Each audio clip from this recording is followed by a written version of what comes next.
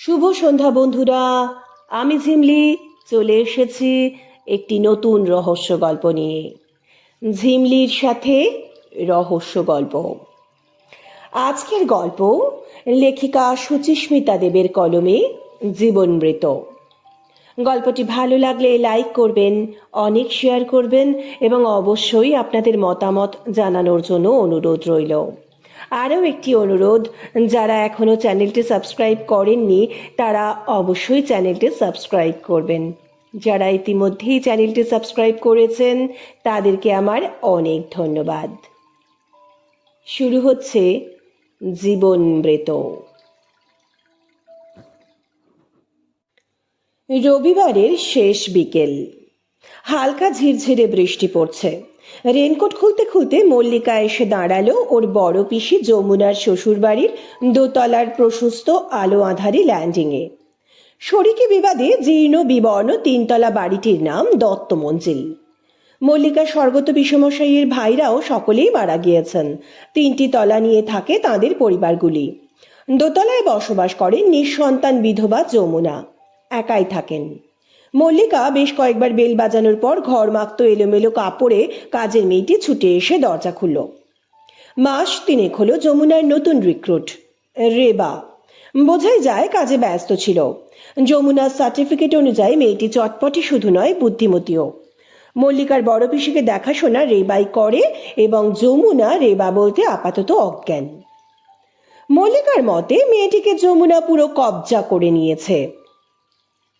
রেবা আসলে কম টাকায় heavy duty দিচ্ছে, খায় বেশি নয়, হাসি মুখ। সেটা কার না ভালো লাগে। আর মল্লিকা জানে যমুনা চিরকালের হিসেবি মহিলা। রেবা পরনের কামিজটার উপর জর্জেটের বিবর্ণ ওড়নাটা টেনে বিছিয়ে অপ্রস্তুত হাসি হাসল। আসেন দিদি। বড় পিসি নাকি আবার পড়ে গেছেন? আশ্চর্য, এই নিয়ে 3 মাসে 2 বার পড়লেন। ঢুকতে ঢুকতে বলল মল্লিকা। ভেজা রেনকোটটা ঘরের কোণে হল স্ট্যান্ডে ঝুলিয়ে রাখে। এ বাড়ির পুরনো আসবাবে সাবেকি স্পর্শ আছে। জামা থেকে জলের ফোঁটা ঝেড়ে বলে, তোমার কাজে কিন্তু ফাঁকি মারছ রেবা। মুখ কালো হয় রেবার। পিসিমা যে মোটে কথাই শোনে না। আমি কি করব কন? কতবার একা কল ঘরে যাইতে মানা করছি, মানেই না। তার উপরে সব ভুইলা যায়, খুব মুশকিল ওনারে নিয়া। তেতে উঠে নালিশে ফুটফুট করে ফোটে রেবা। কথা বলতে বলতে মল্লিকা যমুনার শোয়ার ঘরে এসে পড়েছিল। যমুনা শুয়ে আছেন। ডাক্তার হাঁটা চলার উপর বিধি নিষেধ চাপিয়েছেন। ভালোই জব্দ হয়েছেন এবার যমুনা। মাসখানেক আগেও একবার বাথরুমে পড়েছিলেন। কপাল গুনে খুব চোট পাননি। এবার আর কপাল সঙ্গ দেয়নি। কোমর হাঁটু জখম হয়েছে, পায়ের পাতা মোচকে ফুলে উঠেছে। নেহাত বাথরুমটা অপরিসর, তাই কল ধরে ফেলায় পড়ার বেগে খানিক সামাল দিতে পেরেছিলেন। না হলে কি হতো কে জানে। যমুনা ফর্সা ভারী চেহারা, দেখলে বোঝা যায় বয়সকালে সুন্দরী ছিলেন মহিলা। শোয়ার ঘরখানা মাঝারি মাপের, তার উপরে মোটা মোটা ভারী কাঠের খাট, আলমারি, ড্রেসিং টেবিল, আলনা, পুরনো আসবাবে ঠাসা।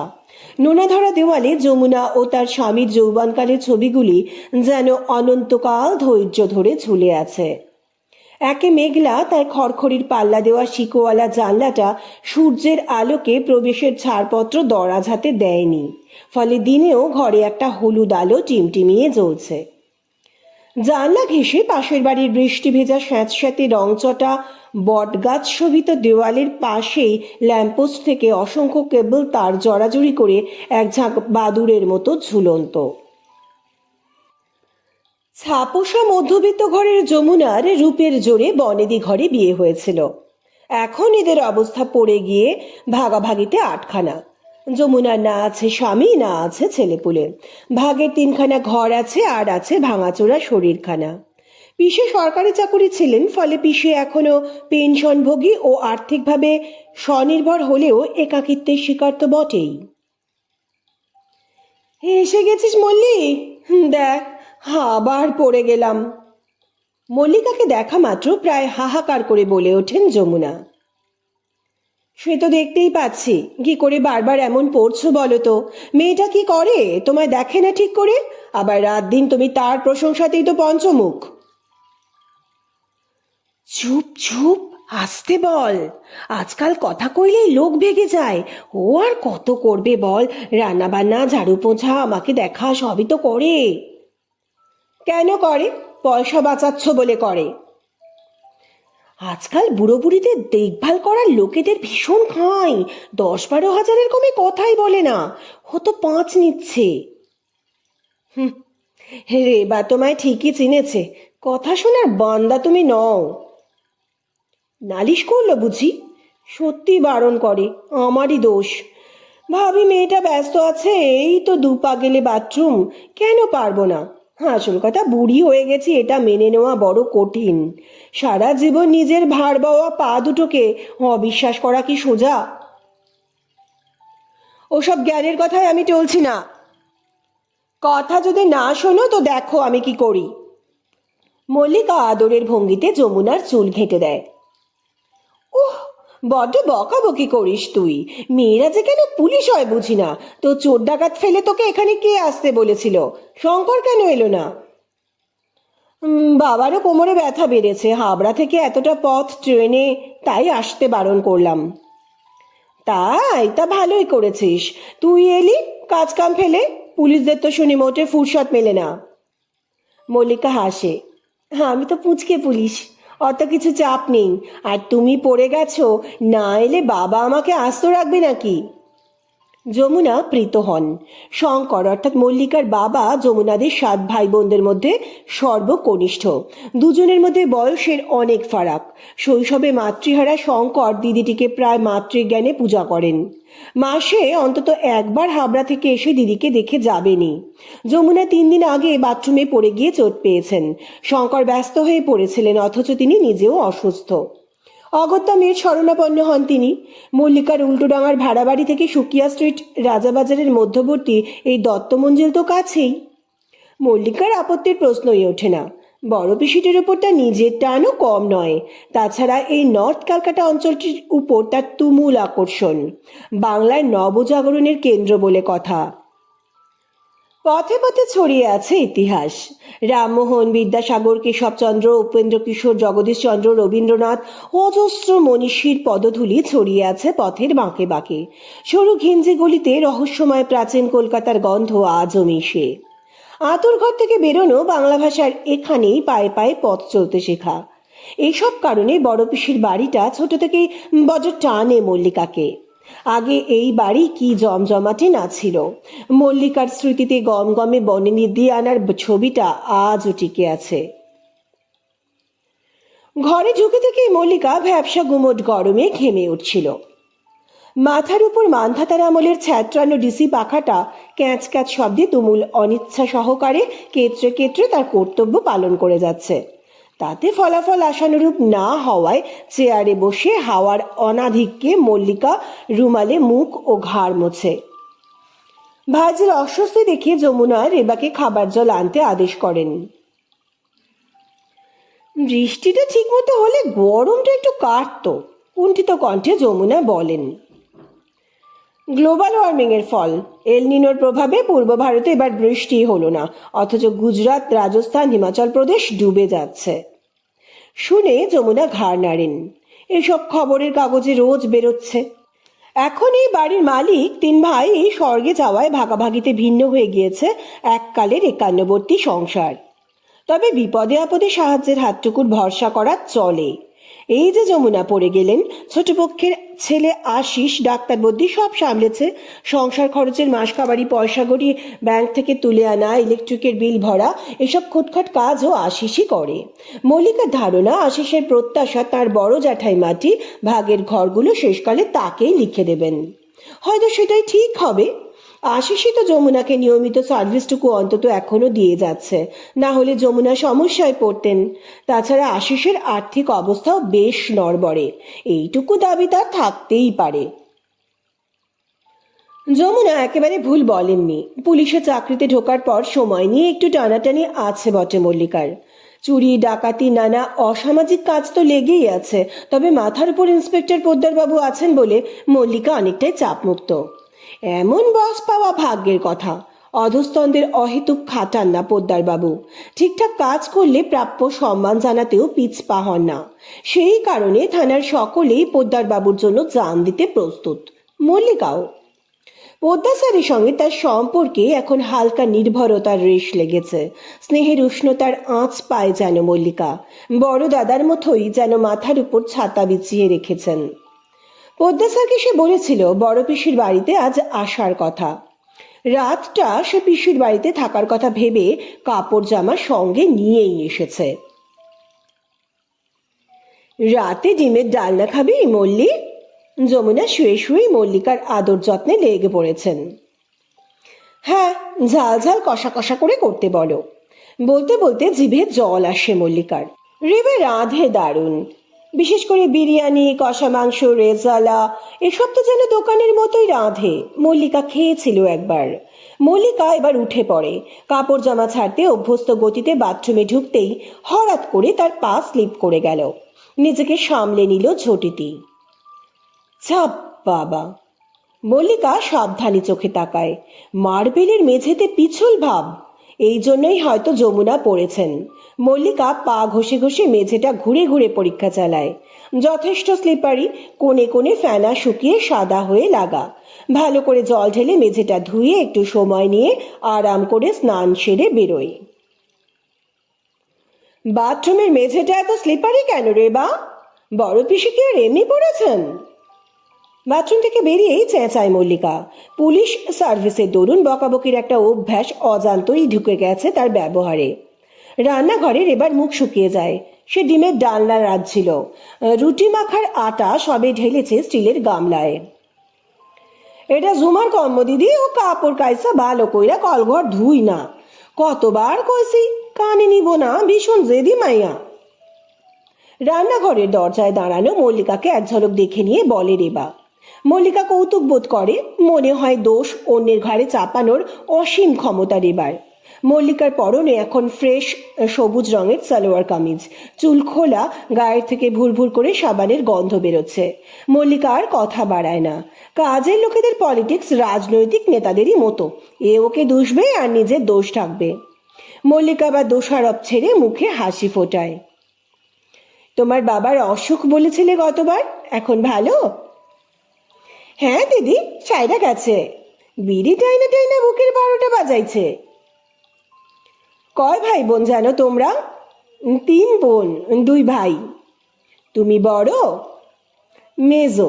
আমার পরে 2 ভাই 1 বোন। দিদির বিয়ে হয়েছে? 2 বছর। এবার তো তাহলে তোমার পালা। হ্যাঁ, না না, আমি এখনই বিয়ে করব না, টাকা জমামো তারপর। বাহ, খুব ভালো কথা। এমনই চাই। মেয়েদের নিজে উপার্জন করাটা জরুরি। আচ্ছা দিদি, তোমার পুলিশের চাকরি করতে ভালো লাগে? আটা মাখতে মাখতে আহ্লাদি গলায় বলে রেবা।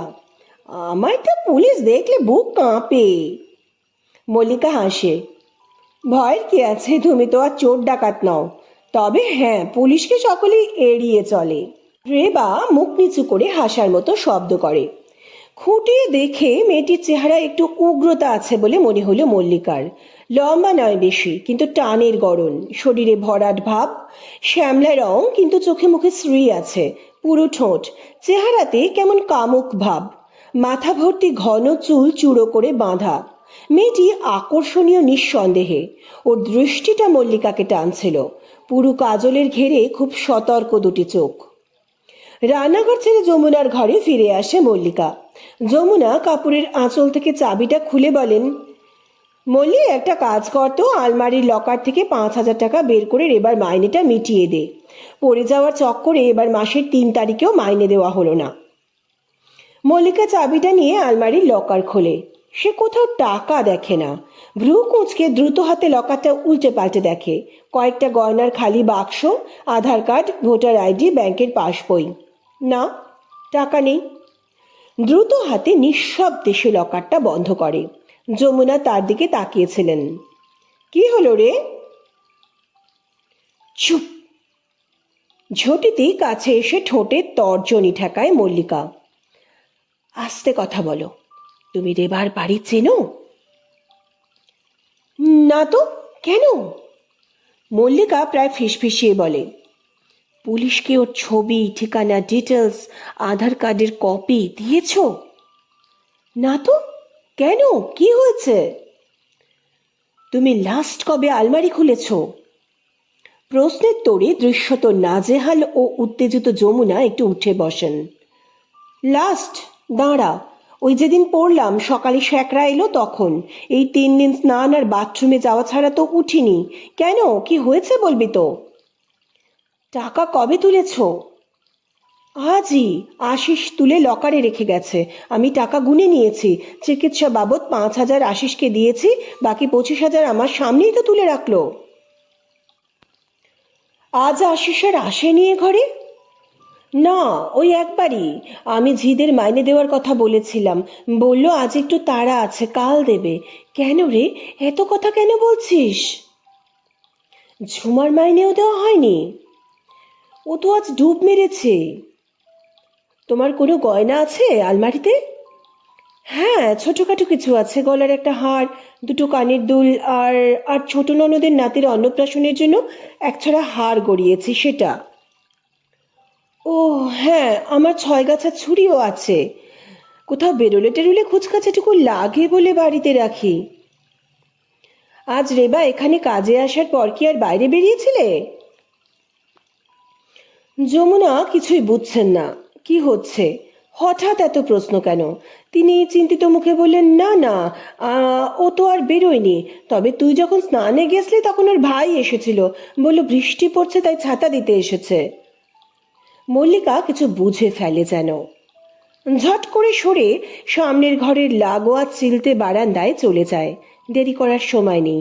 রেবার কাজ শেষের দিকে ফটাফট স্থানীয় থানায় ফোন করে ও। Sir, sub inspector Mallika. হ্যাঁ স্যার, সল্টলেক ইস্ট থানার।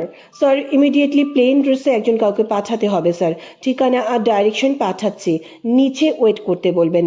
একটা মেয়ে বেরোলে তাকে ফলো করে ওর বাড়িটা লোকেট করতে হবে, দরকারে অ্যারেস্ট করতে হবে। চুরি স্যার, এখনো প্রমাণ নেই, বাড়িটা রেড করলে হয়তো মাল উদ্ধার হতে পারে। দ্রুত পায়ে ঘরে ফিরে মল্লিকা ফিসফিসিয়ে যমুনাকে বলে, লকারটা খালি বড় পিসি, তুমি একদম রিয়্যাক্ট করো না। সম্ভবত তুমি যখন বাথরুমে ছিলে তখন কাজটা কেউ আজই করেছে দুপুরবেলায়। কি বলছিস?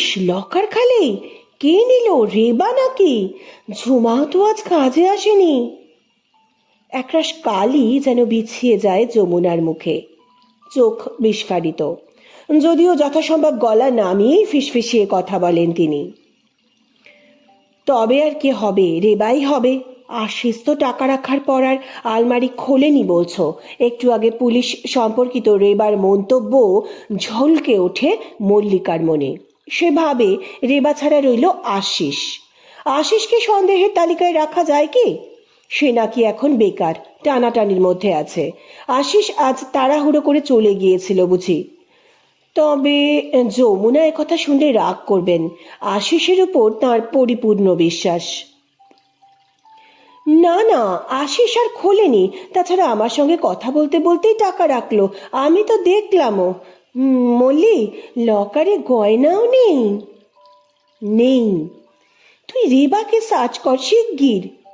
দৃশ্যত নার্ভাস যমুনা ব্যস্ত হয়ে পড়েন। যদি রেবা নিয়ে থাকে, মালও সরিয়ে ফেলেছে পিসি। আমাকে দেখেই নিশ্চয়ই সতর্ক হয়ে গেছিল। ভাইকে ফোনে ডেকে নিয়েছিল কি? ছাতা দিতে আসাটা মিথ্যে অজুহাত হয়তো। আজ তো সকাল থেকেই বৃষ্টি, ছাতা না নিয়ে আসবে কেন? থ্যাংক গড আমি আজ এলাম। তুমি ব্যস্ত হয়েও না, বাছাধনকে এমন ধোলাই দেব জিন্দেগিতে ভুলবে না। মল্লিকা ভাবে আপাতত সাসপেক্ট দুজন। 1 নম্বরে আশিস, সে আর বাড়ি ছেড়ে পালাবে কোথায়? 2 নম্বর রেবাই সমস্যা। চোর ও হলে আজকের পরে রেবা গা ঢাকা দেবে। ওর আস্তানাটা জানা খুব দরকার। মল্লিকা স্নান করতে যে সময় লেগেছিল তার মধ্যে যদি রেবার ভাই এসে মাল নিয়ে যেতে পারে, তার মানে বাড়িটা হয়তো কাছেই। ওসিকে পুলিশ পাঠাতে বলে ঠিক পথেই এগোচ্ছে মল্লিকা। রান্নাবান্না শেষ করে ফটাফট খাবার টেবিল সাজিয়ে নিজের কাজকর্ম গুছিয়ে যাওয়ার জন্য তৈরি হয় রেবা। যমুনা এত ভেঙে পড়েন যে পাশ ফিরে ঘুমিয়ে থাকার ভান করে পড়ে থাকেন তিনি। মেয়েটার উপর মায়া পড়ে গিয়েছিল। মুখের কথা সরার আগে কাজ করে ফেলত। মুখ দেখে প্রয়োজন বুঝে যেত, যার জন্য ওকে ছাড়ার কথা ভাবতেই পারেনি যমুনা।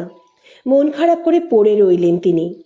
রেবা আবার ন্যাকামি করে বলল, অবেলায় ঘুমায় পড়লে নাকি পিসিমা, না খেলে কিন্তু শরীর খারাপ করবে। যমুনা মনে মনে বললেন, মরণ। মল্লিকা দেখলো ছোট্ট একটা পয়সার পার্স আর ছাতা নিয়ে বেরিয়ে যাচ্ছে রেবা। না, এখানে রেবার শরীর সার্চ করে মালপত্র পাওয়ার আশা কম। রেবাকে মল্লিকা সন্দেহের কথা বুঝতে দিতে চায় না। তাহলে ও হয়তো বাড়ির রাস্তায় যাবেই না, বাড়িতেই ওকে সার্চ করা ঠিক হবে। নিচে রাস্তার উল্টো দিকে কনস্টেবল রতন প্লেন ড্রেসে দাঁড়িয়ে আছে। ফোনে রতনকে রেবার বেরোনোর কথা জানিয়ে মল্লিকা সেই অবসরে বিশেষ করে রান্নাঘর আর অন্যান্য ঘরগুলো দ্রুত সার্চ করতে শুরু করে। রেবা বাড়ি থেকে বেরিয়ে হন হন করে হাঁটা মারে। কিছুটা দূরত্ব রেখে ওকে অনুসরণ করে চলে কনস্টেবল রতন। রাজাবাজারের মোড়ে এসে রেবা বাঁ দিকে ঘোরে। প্রচুর ফলের দোকান দেখে মনে হচ্ছে আমের যেন উৎসব লেগেছে। চতুর্দিকে গরু, ছাগল, মুরগি চড়ে বেড়াচ্ছে, হই হই করছে বাচ্চার দঙ্গল। খুবই নিম্নবিত্ত এলাকা, দুর্গন্ধ ও ভীষণ নোংরা চারপাশে। রাস্তার গর্তে বর্ষার জমা জল। আনাজপাতি আর মাংসের দোকানেও এখনো ভিড়। ব্রিজের কাছে একটা সরু হাড় জিরজিরে গলি। গলি পথে এগোয় রেবা, পিছনে রতন। একটা বাড়ির সামনে দাঁড়িয়ে দরজায় টোকা মারছে রেবা। একটু আড়াল থেকে ফোনে মল্লিকাকে লোকেশন জানায় রতন। মল্লিকা যমুনার বাড়িতে চোরাই মাল পায়নি। সময় নষ্ট না করে সে স্কুটি নিয়ে বেরিয়ে পড়েছিল। রতনের ফোন পেয়ে অবাক হয়েছিল মল্লিকা। রেবা কি তবে এই মুসলমান পাড়ায় থাকে? মল্লিকা এসে পৌঁছে দেখে রতন গলির মুখে দাঁড়িয়ে আছে তার অপেক্ষায়। দুজনে এবার রেবার ঘরের দরজায় পৌঁছে সশব্দে আঘাত করে। সঙ্গে সঙ্গে ভিতর থেকে রেবার গলা শোনা যায়, কে? কথা না বলে মল্লিকা জোরে জোরে দরজায় বাড়ি মারতে লাগে। দরজা খোলে না। সময় না দিয়ে রতন পলকার দরজাটা অনায়াসে এক প্রবল ধাক্কা মেরে ভেঙে ফেলে। স্পিডে ঘরে ঢোকে মল্লিকা, পিছনে রতন। 10 ফিট বাই 10 ফিট এলোমেলো অপরিচ্ছিন্ন ঘরের মধ্যেখানে ভ্যাবা চাকা খেয়ে দাঁড়িয়ে আছে রেবা। পরনে নামমাত্র পোশাক, তার হাতে একটা নাইটি, সেটা দিয়ে সে নিজেকে ঢাকার চেষ্টা করে। সম্ভবত সে বাইরে থেকে এসে কাপড় জামা ছাড়ছিল। ঘরের একপাশে একটা খাট, অন্যদিকে একটা চেয়ার টেবিল, পাশে একটা ছোট দরজা দিয়ে রান্নাঘর দেখা যাচ্ছে। রতন রেবার প্রায় পোশাকহীন চেহারার দিকে এক ঝলক তাকিয়ে চোখ সরিয়ে ছুটে চলে যায় রান্নাঘরে। রান্নাঘরের পিছনের দরজাটা হাট করে খোলা। তারপরে আর একটা বাড়ির দেওয়াল ও অন্ধকার উঠোন, একটা কাঁচা নর্দমা সামনেই, কেউ কোথাও নেই। রতন ফিরে আসে। মল্লিকার গালাগালি খেয়ে নাইটিটা পরে নিচ্ছে রেবা। তার চোখে ভয়। তোর ভাইটা কোথায়? টাকা গয়না কোথায় রেখেছিস? বের কর শালি। হাতের কাছে ছাতাটা পেয়ে সেটা তুলে মারার ভঙ্গি করে বলে রতন। মল্লিকা ফোনে রতনকে সংক্ষেপে ঘটনাটা জানিয়েছে, তাই ভাইকে খুঁজতেই রতন ছুটেছিল। মল্লিকা তাকে বাধা দেয়, আপনি ঘরটা সার্চ করুন। রেবা, তোমার বাড়ির লোকজন কই? রেবা ফালফাল করে চেয়ে থাকে। বাড়িতে তো কেউ নাই। তোমার বাবা, মা, ভাই, বোন সব কোথায়? রেবা এবার চেঁচিয়ে কেঁদে ওঠে, কেউ নাই, কেউ নাই, আমার কেউ নাই। রেবার ঘরের দরজায় ততক্ষণে ঠেলাঠেলি ভিড় জমে গেছে। বিছানায় বসে আছে রেবা, হাঁটুর মধ্যে মুখ লুকোনো, পিঠটা কান্নায় কেঁপে কেঁপে উঠছে। রতন ঘরটা তন্ন তন্ন করে খুঁজেও কিছুই পেল না। না ম্যাডাম, কিছুই তো পাওয়া গেল না। এই সময় একটি মেয়ে সাহস করে এগিয়ে আসে। রাবেয়া কি আবার চুরি করেছে দিদি? মল্লিকা অবাক হয়। রাবেয়াকে? মেয়েটি আঙুল দিয়ে রেবাকে দেখায়। আলতাফ, মানে ওর মরদকে আমি একটু আগে আমাদের উঠান দিয়ে ভাগতে দেখেছি। সঙ্গে সঙ্গে এক ঝটকায় মাথা তুলে চেঁচিয়ে ওঠে রেবা, নাকি রাবেয়া? এই হারামজাদি, একদম চুপ। তু হারামজাদি, तू चोरनी, हम लोग का जीना हराम करके रखा मियाँ बीबी दोनों। नया नया किस्सा, रोज का लफड़ा। আচমকা চিল্লিয়ে ওঠে প্রতিবেশী মেয়েটি। মল্লিকা ওকে থামায়। কি আশ্চর্য, রেবার নাম আসলে রাবেয়া, মুসলমান, আবার মিয়া বিবি, তার মানে বিবাহিত, বাবা মা ভাই বোনের গল্প সব ভুয়ো। কি সাংঘাতিক। তার চোখ মুখ শক্ত হয়ে ওঠে। অচেনা মেয়েটিকে প্রশ্ন করে, তুমি কে? মেহরুজ শাবানা, পাশের ঘরে থাকি, বাল বাচ্চা নিয়ে সংসার। এই মেয়ে ছেলেটা আর ওর মরদ 1 সাল হলো এখানে ঘর ভাড়া নিয়েছে দিদি। রোজ চিল্লাচিল্লি, মদ খেয়ে মারামারি, চুরি ছিনতাই, এদের মায় হাত কি খেল। এক বুড়ির বাড়ি কাজ নিয়েছে, সেখানেও চুরি করেছে মনে হয়। আপনি কি সেই বাড়ির লোক? মল্লিকা প্লেন ড্রেসে বলে তার পুলিশি পরিচয় বোঝা যাচ্ছে না। রতন ততক্ষণে গাড়ির জন্য থানায় ফোন করে দিয়েছে। আজকে রাতটা লক আপে থাকুক রাবেয়া। হ্যাঁ, ওর নাম তো রাবেয়াই। জানালো হিন্দু বাড়িতে কাজ করার জন্য রেবা ছদ্মনাম নেওয়া। গাড়িতে শান্তভাবেই উঠল। থানায় পৌঁছে এফআইআর করে লক আপে ভরার আগে ইন্টারোগেশনে ওর পেট থেকে কোনো কথা বার করা গেল না। আগামীকাল সকালের কার্যক্রম ভাবতে ভাবতে বড় পিসির বাড়ি ফিরে আসে মল্লিকা। আশিস দরজা খুলে দিল। যমুনা মলিন মুখে শুয়ে একটু কান্নাকাটি করেছেন বোঝাই যাচ্ছে। ব্যাপারটা যথেষ্টই শকিং তাঁর কাছে। চিন্তিতভাবে গোলগাল চেহারার আশিস খাটের পাশে চেয়ারে গিয়ে বসল। জ্যাঠাইমা ফোন করলো তাই ছুটে এলাম। আজ একটা ইন্টারভিউ ছিল নিউ টাউনে। এসে যা শুনলাম, আমার তো হাত পা ঠান্ডা হয়ে গেল। কি ডেঞ্জারাস মেয়ে বলো তো। তা ধরা পড়লো? হ্যাঁ, রাবেয়া এখন লক আপে আছে। মল্লিকা ঝকঝক করে 1 গ্লাস জল খায়। হাত পা ধুয়ে প্লেটে যমুনার রাতের খাবারটা নিয়ে খাটে এসে বসে। বড় পিসি, খেয়ে নাও, অনেক রাত হয়ে গেছে। রাবেয়া বললে যেন, সে কে? উৎসুক হয় আশিস। রেবার আসল নাম, ও মুসলমান, রাজাবাজারে থাকে। বাবা মা ভাই বোনের গল্প সব ভুয়ো। ওর বর ভাই সেজে এসে চুরির মাল নিয়ে গেছিল। আমরা গেলে আমাদের সারা পেয়ে আলতাফ টাকা গয়না নিয়ে পিছনের দরজা দিয়ে চম্পট মেরেছে। নেহাত রেবা, ওই রাবেয়া তখন কাপড় পাল্টাচ্ছিল বলে পালাতে পারেনি। ও মা গো, সব মিথ্যে। যমুনার খাবার যেন গলায় আটকে যায়। হ্যাঁ, আর তোমার পড়ে যাওয়াটা হয়তো অ্যাক্সিডেন্ট নয়। মনে হয় রাবেয়াই সাবান ফেলে তোমার বাথরুম পিছল করে রেখেছিল। কেন? হয়তো ভেবেছিল বাড়িতে একটা হুড়োহুড়ি তৈরি করে চাবিটা হাতাবে, কিংবা তোমাকে হসপিটালাইজ করে চুরির সুযোগ তৈরি করবে। কি সাংঘাতিক। এই জন্যই পুলিশরা বারবার বলে যে কাজের লোকের পরিচয় ও ছবি থানায় জমা দিতে। এইটা করতে হবে শুনলে রাবেয়ার মতো ফ্রডরা সেখানে কাজের রিস্কও নেয় না। সত্যি এখন যমুনা তার ভুল বুঝেছেন। তিনি একা থাকেন। রাবেয়া তো তাকে মেরেও ফেলতে পারত। এই মেয়ে তো যে সে মেয়ে নয়। সত্যি রাবেয়া খুব সহজপাত্রী নয় বোঝা গেল পরদিন। সোজা আঙুলে ঘি উঠল না, কিছুতেই মুখ খুলল না। তখন আঙুল বেঁকাতেই হলো মল্লিকাকে। মারধর খেয়ে শেষে মুখ খুলল মেয়ের। আলতাফ কোথায় যেতে পারে এই প্রশ্নের জবাব পাওয়া গেল। আলতাফ তার গ্রামের বাড়িতে যাবে এমনটাই রাবেয়াকে বলে গিয়েছে। পরদিনই আলতাফ অভিযানে বেরিয়ে পড়ল মল্লিকা। জিপে উঠানো হলো রাবেয়াকেও। মল্লিকা এবং বেশ কয়েকটি কনস্টেবলকে নিয়ে জিপটা ছুটে চলল হাইওয়ে ধরে। হ্যান্ডকাফ পরা রাবেয়া উঠে থেকেই ঢুলছে। সে কিছুতেই আসতে চাইছিল না। এবার সে মিনমিন করে যা বলল শুনে তো মল্লিকাদের চক্ষু চড়ক গাছ। আলতাফের গ্রামেই রাবেয়ার বাস, এবং এবার সে স্বীকার করলো আদতে সে নাকি হিন্দু বাড়ির মেয়ে। তার আসল নাম রেবাই।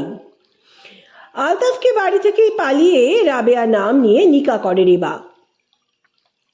মুসলমান ছেলেকে বিয়ে করার জন্য নাকি বাড়ির লোকের কাছে রেবা মৃত। শুনে মল্লিকা বিশ্বাস অবিশ্বাসের দোলায় মাথা নাড়ল।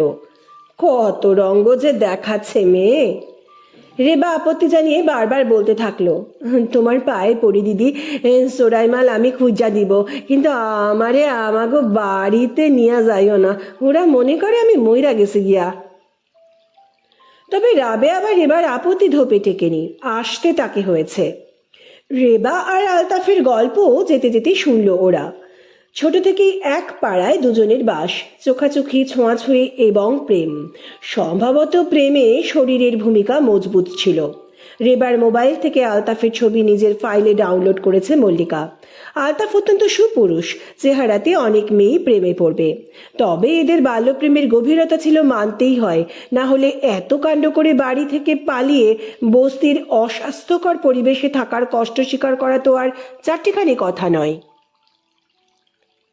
গাড়ি ছুটছে, দুধারে ধান ক্ষেত, নয়াঞ্জলিতে বেগনে শাপলার ফুল ফুটেছে অজস্র, আকাশে জল ভরা মেঘের অলস বিচরণ।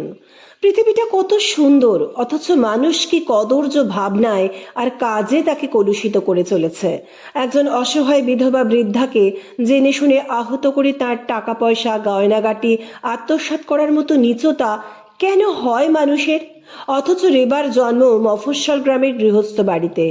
এখন যা বলছে যদি সত্যি হয়, তবে রেবার শিক্ষা দীক্ষা খারাপ নয়। সেখানে বাবা, মা, আরও 3-4টি ভাই বোনও আছে। ওর বাবার মুদির দোকান ভালো চলে, সচ্ছল অবস্থা। সেই বাড়ির মেয়ে রেবা। স্কুল পাশ করতে পারেনি, 8 পাস। পড়াশোনায় ভালো ছিল না, গেজে গিয়েছিল কি বৎসঙ্গ, চুরি চামারি করার মতো এত নিচে নামা কি সোজা? আলতাফ পালিয়ে ওর নিজের বাড়িতে যাবে এমনটাই জানিয়েছে রেবা। মিথ্যাও হতে পারে, সময় কিনছে কিনা কে বলতে পারে। বউ যে ধরা পড়েছে সেটা তো আলতাফ বুঝেছে। রাবেয়ার ফোনে আলতাফের কোনো ফোন আসেনি এখনো। ফোন করলে আলতাফের ফোন সুইচ অফ বলছে।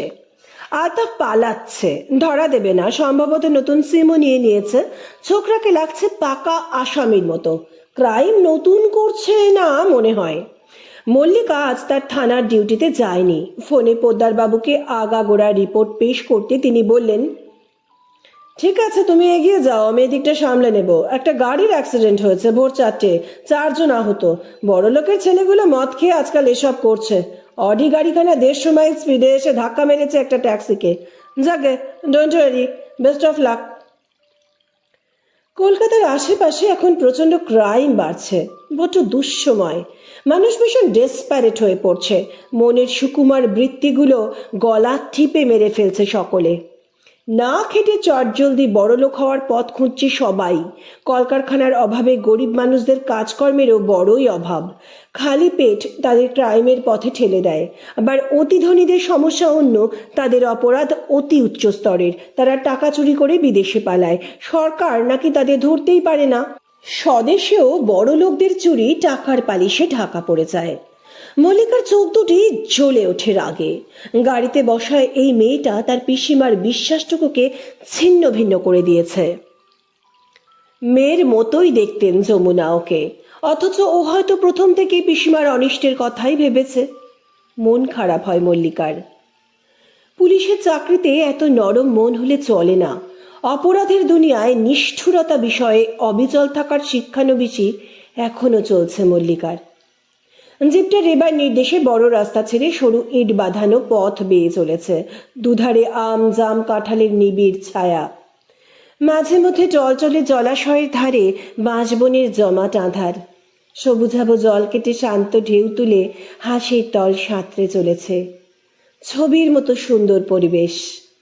কিন্তু মল্লিকা জানে, যা চোখে দেখা যাচ্ছে তাই সত্য নয়।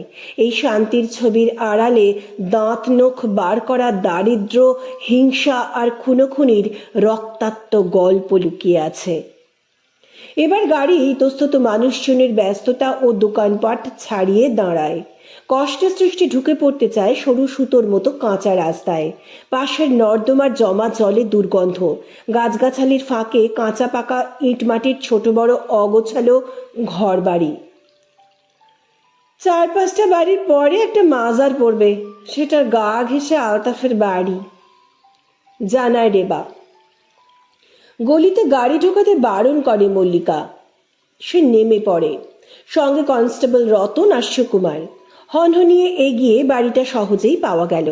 এক নজরে বোঝা গেল অবস্থা ভালো নয় এদের। ছোট উঠোন, কাঁচা বাড়ি, টালির ছাদে লাউ কুমড়ো গাছের লতানে বিস্তার। বাড়ির সামনে অনেকটা প্যাচপ্যাচে কাদা, দুটো আম গাছের ছন্নছাড়া ডালপালা উঠোনের মাথার উপরে। একধারে মুরগির পাল মাটি খুঁটে খাচ্ছে খুটখুট করে। ওদের দেখে এক বৃদ্ধ এগিয়ে এলো। সালাম আলাইকুম, কারে খোঁজেন আপনারা? পুলিশের ব্যাপারে ভীত হয় না এমন লোক কম, এও হলো। আলতাফ কোথায়? রতন ভারিক্কি চালে ডান হাতের রুলটা নিজের বাঁ হাতের করতলে চাপড় মেরে সোজাসুজি প্রশ্ন ছড়ে। আলতাফ? সে তো তাকে কলকাতায় বাবু, রাজাবাজারে। এখানে সে কোথা থেকে আসবে বলেন তো? মল্লিকা দ্রুত পায়ে বারান্দায় উঠে আসে। সেখানে দু তিনটি মহিলা এবং নানা বা মাপের ছেলে মেয়ে জড়ো হয়েছে। সকলেরই চোখে মুখে আতঙ্ক। কাল চুরি করা টাকা গয়না নিয়ে আলতাফ এখানে এসেছে আমরা জানি। আমরা যদি আলতাফকে না পাই ওর আব্বুকে ধরে নিয়ে যাব, পিটিয়ে লাশ করে ছাড়ব। মল্লিকা হাতের লাঠি দিয়ে বারান্দার বাঁশের খুঁটিতে সজোরে আঘাত করলো। ভালো ভালো বের করে দাও, নইলে সব ভাঙচুর হবে। মল্লিকার আগুন চোখ। বৃদ্ধা মহিলাটি সম্ভবত আলতাফের দাদিমা।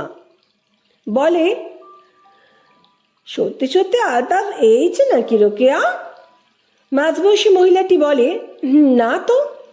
তখনই উঠোনে রতন বৃদ্ধটিকে পায়ে লাঠি দিয়ে জোরে আঘাত করে এবং বৃদ্ধ হালা বলে কোকিয়ে পা ধরে বসে পড়ে। সঙ্গে সঙ্গে একটা অল্প বয়সী ঘোমটা দেওয়া মহিলা বলে ওঠে, এ ছেলো, অনেক রাতে, আপনারা তখন ঘুমায় পড়ছেন। আমারে একটা ব্যাগ দিল, নুকায় রাখতে বলে খাবার চাইলো, পান্তা সেলো, খেলো, কটা কাপড় জামা নিয়ে চলে গেল। কোথায় গেল? প্রশ্নটা রোকেয়ার। বলে নাই, মনে হয় সুশীল ভাই আবার শওকত ভাই কারো বাড়ি হবে। এই দুজনাই তো পিরানির সাঙ্গাত। ততক্ষণে রতন ঘরগুলো ঘুরে দেখে এসেছে। না, আলতাফ নেই। বউটা তার ঘরের খাটের তলায় এক গাদা বাক্স প্যাঁটার ফাঁক থেকে একটা প্লাস্টিকের ব্যাগ টেনে টুনে বের করে দিল। ব্যাগের থেকে একটা কাপড়ের পুঁটলি বেরোলো। পুঁটলিটার মধ্যে পাওয়া গেল গয়না এবং ব্যাংক থেকে তোলা টাকার গোছা। টাকা সামান্য কম, গয়না ঠিকই আছে। রতন টাকাটা গুনে ফটাফট মোবাইলে ছবি তুলে বৃদ্ধ ও অল্প বয়সী মহিলাটির জবানবন্দি নিয়ে নিল। মল্লিকা মেয়েটিকে বলল, সুশীলের বাড়ি কত দূর? কাছেই। তোমাদের মোবাইলগুলো দাও আমাদের। বলে রতন অপেক্ষায় থাকে। দুটি মোবাইল জোগাড় হয়। বাড়ির সকলকে এক জায়গায় রেখে মল্লিকা বলে, খবরদার আলতাফকে খবর দেওয়ার চেষ্টা করবে না কেউ। আমাদের নিয়ে চলো সুশীল শওকতদের বাড়ি। মল্লিকা ফোন করে আরেকজন কনস্টেবল রাজীবকে ডেকে নেয়। রাজীব, তুমি এখানে পাহারায় থাকো, কেউ যেন বাড়ির বাইরে না যায়।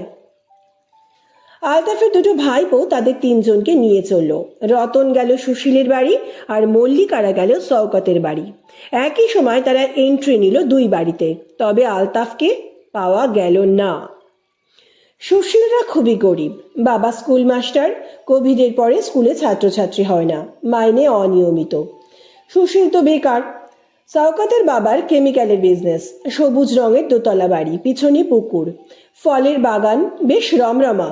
ছোট ছেলে শওকত খামখেয়ালি, আদরে বকে গিয়েছে। তাকে ব্যবসায় নিতে পারেনি বটে, তবে অন্য তিন ছেলে বাপের ব্যবসা সঙ্গী। সুশীল আর শওকত জানালো তারা চুরির বিষয় বা আলতাফের ব্যাপারে কিছুই জানে না। আলতাফকে নাকি 3 মাস দেখেইনি তারা।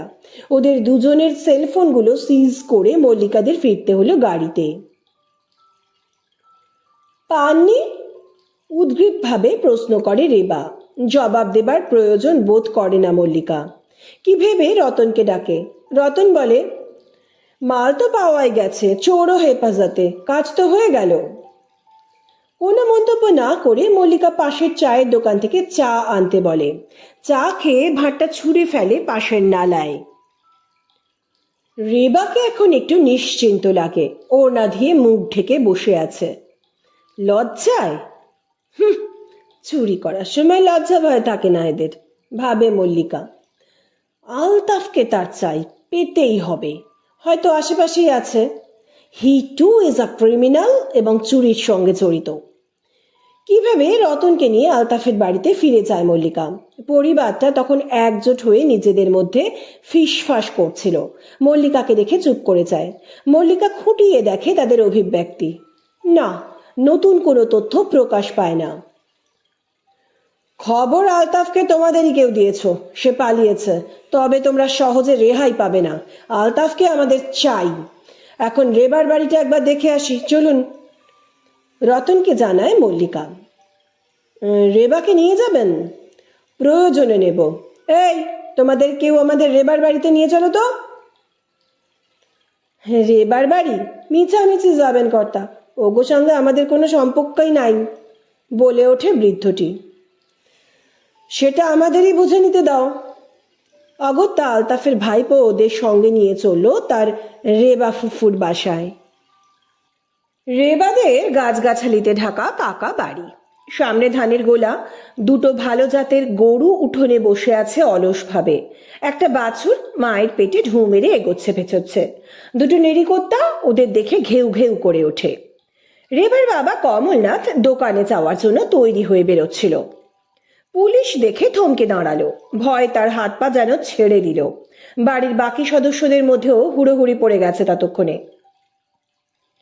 আপনি রেবার বাবা? উঠোনে দাঁড়িয়েই কথা শুরু করে মল্লিকা। আগে অধম কমলনাথ। মুখের আদলে রেবার সঙ্গে সাদৃশ্য আছে। বেশ লম্বা চওড়া মানুষ, মাথার চুল পাতলা, ধুতিয়া শার্ট পরনে। আমরা আলতাফকে খুঁজছি কাল থেকে, এখানে এসেছে খবর। আমাদের এখানে? এখানে এলে আমরাই পেদায় তারে বৃন্দাবন দেখাবো। হারামজাদা! তা এবার কি করছেন শ্রীমান? চুরি একা নয়, সেই সঙ্গে আপনার গুণধর কন্যাটিও যুক্ত আছেন। শুনেই হঠাৎ কমলের চোখ দুটি স্থির হয়ে যায়। তোতলে জানতে চায়, কে যুক্ত বলেন? রেবা। রেবা আপনারই মেয়ে তো? রেবা? কমল হাঁ করে চেয়ে থাকে, তারপর মুখ নিচু করে সে। আপনারা এমন একখান রসিকতা করতে পারলেন? আরে মশাই, রসিকতা কেন হবে? রেবা সত্যি চুরি করতে গিয়ে হাতে নাতে ধরা পড়েছে। কমল তবুও ভ্যাবলার মতো চেয়ে। আর তখনই আলতাফের ভাইপো ফট করে বলে ওঠে, রেবা ফুফু তো মইরা গেছে। মল্লিকা অবাক হয়। মরে গেছে মানে? আমার মায়াটা তো আর নাই ম্যাডাম। কাঁদো কাঁদো স্বর কমলের। কি আশ্চর্য! হতে পারে মুসলমান বিয়ে করায় আপনারা তাকে মৃত ভাবেন, তা বলে এইরকম? ভাবা ভাবির কি আছে? সে সত্যি মরছে। রেবা নাই, সে অভিমান কইরা সুইসাইড করছিল গত বছর। কমলের দুটি ফোলা চোখ এবার জলে ভরে ওঠে। আর মল্লিকা? সে বলে, জিপ থেকে জলের বোতল নিয়ে এসো তো সুকুমার। তার গলা শুকিয়ে ওঠে। রেবা মৃত? তাহলে জিপে কে বসে আছে? ঝকঝক করে পুলিশের পুরো দলটাই জল খায়। একটু আশ্বস্ত লাগে এবার ওদের। ব্যাপারখানা কি? নিজের মেয়েকে নিয়ে কেউ এমন অভব্যতা করবে না, তা সে যতই মেয়ের উপর রেগে থাকুক। তবে কে রেবা আসলে অন্য কেউ? জাল পরিচয় দিয়েছে সে? একটু গুলিয়ে যাচ্ছে পরিস্থিতিটা। আপনার মেয়ে তাহলে সুইসাইড করেছিল কিভাবে? সে বড় বিচ্ছিরি ব্যাপার। অ্যাসিড গায়ে ডাইলা। আমরা বলছিলাম ওইটা গেল আলতাফের সঙ্গে মেয়ের বিয়া দিব না, শুধু ধর্মের কারণে নয়, আলতাফের মতো চোর মস্তান বদ স্যাঁচড়া ছেলেরে আমার জামাই কিছুতেই হইতে দিব না। এতক্ষণে রোগাভোগা চেহারা রেবার মা এগিয়ে এসেছে গুটি গুটি।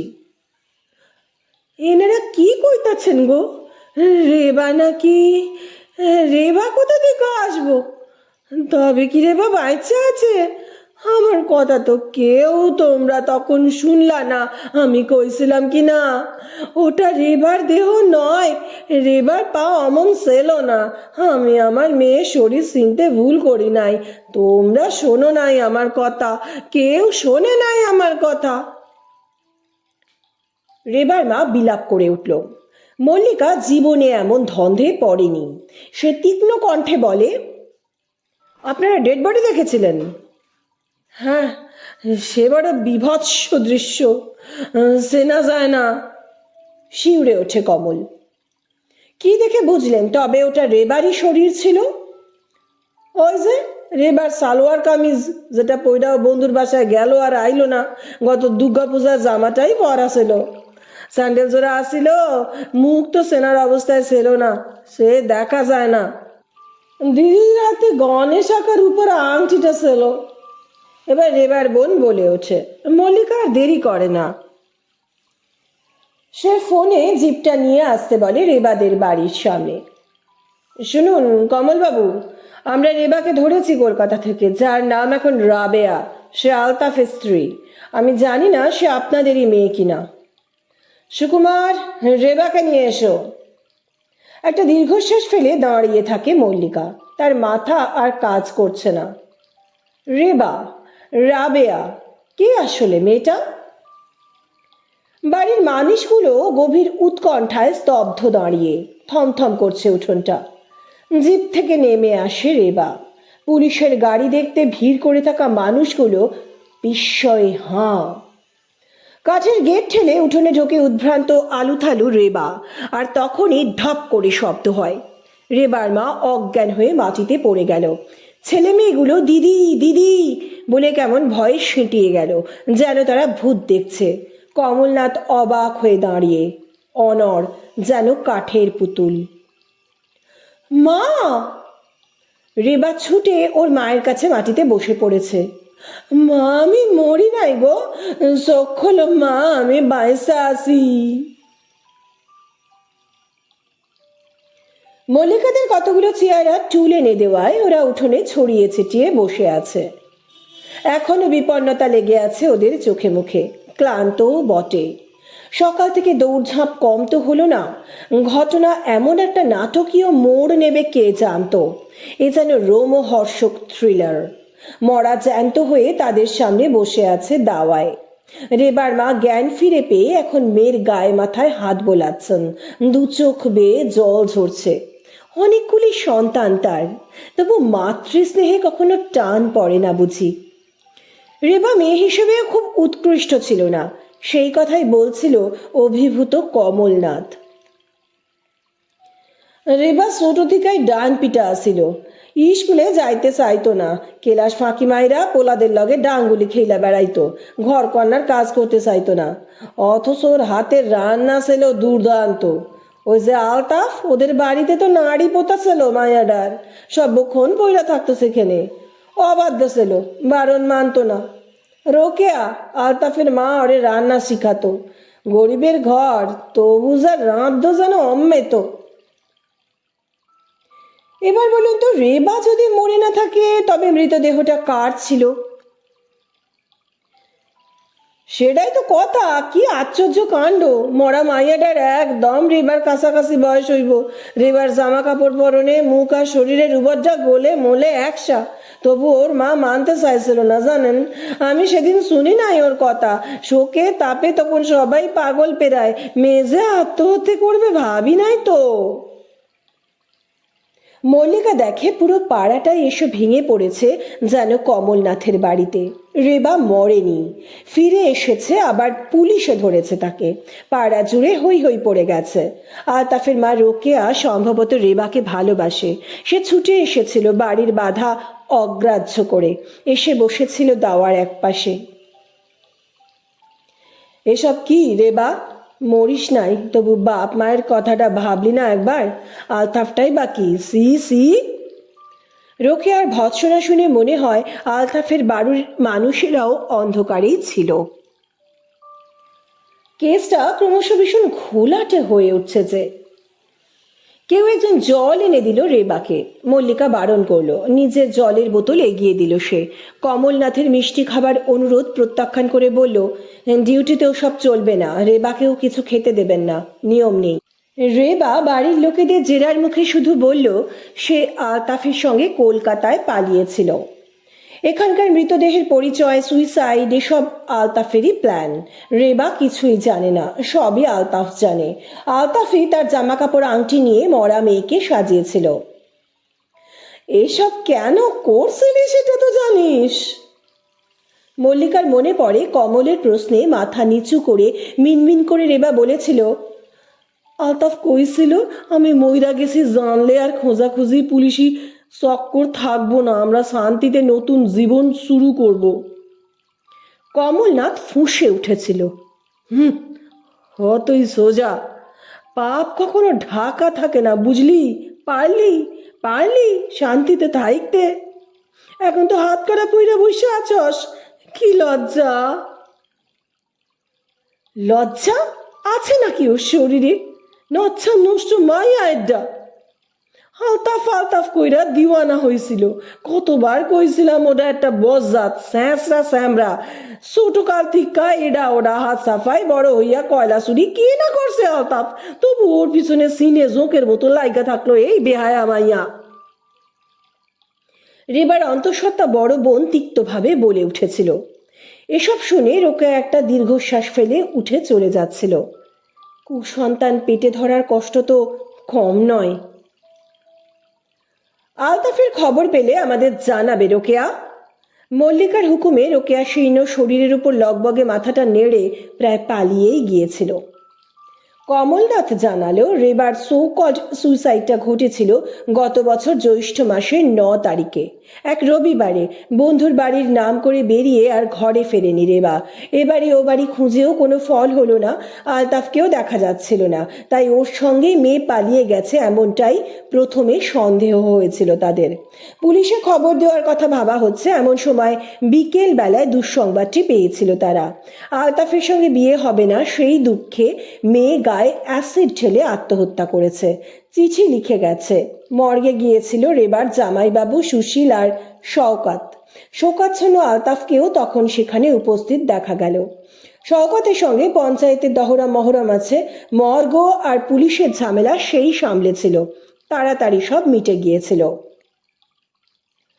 লাশ বাড়িতে এসেছিল কাক ভরে, তখনও চারধারে অন্ধকারের ওড়না বিছানো। মন খারাপের বেদনায় সেই অন্ধকার তখন আরো ভারী। 2-4টে কাকপক্ষী সবে ডাকাডাকি শুরু করেছে। রেবার বাপ মা দিদি জামাইবাবু রাতভর জেগেই ছিল। অত ভোরে পড়শিরা তেমন টের পায়নি। সত্যি কথা বলতে কি এখন কমলের মনে হচ্ছে মৃতদেহ তারা তো ভ্যান রিক্সা থেকে নামায়ওনি। কাটা ছেঁড়া করা সন্তানের অ্যাসিড গলা দেহ দেখা কি সহজ? একখানা কাঁচা কাপড়ে রেবার শরীর ঢেকে বাগানের টগর করবি ফুল ছড়িয়ে দিয়েছিল তারা। শওকত বুঝি কোথা থেকে মালা ফুল আর ধূপ জোগাড় করে এনে তাড়া মেরে দ্রুত শ্মশানের পথ ধরেছিল। হতবুদ্ধি সহজ সরল মানুষগুলোর মনে তো আর তখন কোনো সন্দেহই জাগেনি। শুধু রেবার মাকে আটকানো চায়নি, মেয়ের পা দুটি জড়িয়ে সে কান্নায় ভেঙেছিল, স্পর্শ করেছিল নিজ হাতে মেয়ের আজন্ম লালিত শরীরটাকে। আর তার যেন অপরিচিত লেগেছিল পা দুটিকে। সে তাই স্বামীকে জানিয়েছিল, অন্যরকম লাগে গো, এ যেন আমার মেয়ে নয়। বিলাপ করেছিল। শোকগ্রস্ত জননীর বিলাপ কেউ গুরুত্ব দেয়নি সেদিন। ফেরার পথে সকলেই চুপ। বিস্ময়ের ধাক্কাটা একটু জবরদস্ত হয়ে গেছে। মৃতদেহ সম্পর্কে রেবার একটাই বয়ান, যা সে জানে বলেছে।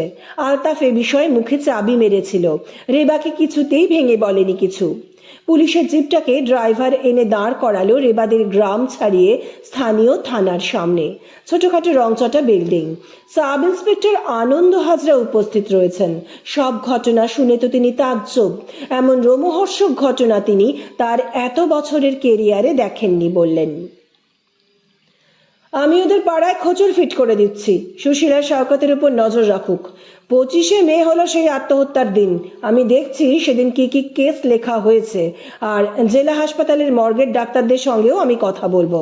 জাস্ট কটা দিন সময় চাই, আপনাকে আমি নিয়মিত আপডেট পাঠিয়ে দেব। হাজরা স্যারের উৎসাহ মল্লিকাকে আশ্বস্ত করল। মল্লিকা আপাতত যমুনার কাছেই রয়ে গেছে। যমুনাকে দেখাশোনার জন্য সেন্টার থেকে একটা মহিলাকে রেখে দেওয়া হয়েছে। বোঝাই যায় যমুনা এখনো একটু শকে আছেন, চুপচাপ হয়ে ঝিমিয়ে গেছেন কেমন। কি হলো তোমার বড় পিসি? আপদ গেছে বাঁচা গেছে, দেখো আমি তোমাকে ভালো একটা লোক দেখে দেব। হ্যাঁ রে, সত্যি রেবা মরে গেছিল? আত্মহত্যা করেছিল? কি যে বলো বড় পিসি, মরলে তোমার কাছে কে কাজ করত? ভিতরে একটা বিরাট গোলযোগ কিছু আছে। কি সাংঘাতিক! আমার খুব ভয় করছে রে। কিসের ভয়? আমি তো আছি। কাজকর্ম ফেলে বাড়িঘর ফেলে তুই কতদিন থাকবি শুনি? কি আশ্চর্য, মেয়েটা জীবিত না মৃত, কে যে কি, সব গুলিয়ে যাচ্ছে। যা বলেছ! মরিয়া বাঁচিয়া থাকাকে যেন কি বলে, জীবন মৃত। এও তাই, পুড়িয়ে দেওয়ার পরও দিব্যি বেঁচে পড়তে আছে। তুমি ঘাবড়িও না, যতদিন না ওই রেবার পেতনির ভয় কাটছে তোমার সঙ্গে আমি থাকবো। আমার বাড়ি ঘরে তো আমার একারই সাম্রাজ্যপাঠ, সুতরাং যতদিন খুশি আমি এখানে গেড়ে বসে থাকবো, বুঝলে? যমুনাকে জড়িয়ে ধরে চুমু খেয়ে বেরিয়ে পড়ে মল্লিকা। 12টার মধ্যে তাকে সল্টলেক থানায় পৌঁছতে হবে। স্কুটিটা সিঁড়ির ঘর থেকে বের করছে এমন সময় হাজরার ফোন। মিস সেন, 25শে মে ডায়েরিগুলো ঘেটে রেবার সুইসাইড নোটটা পেয়েছি। আশপাশের 2-3 দিনও চেক করে দেখলাম, বড় কিছু এন্ট্রি নেই। তবে আমাদের হাবিলদার আজ একটা বুড়িকে দেখে একটা ইন্টারেস্টিং কথা বলল। স্টেশনের কাছে থাকে এই ভিখারি বুড়ি। বছরখানেক আগে নাকি বারবার থানায় আসতো।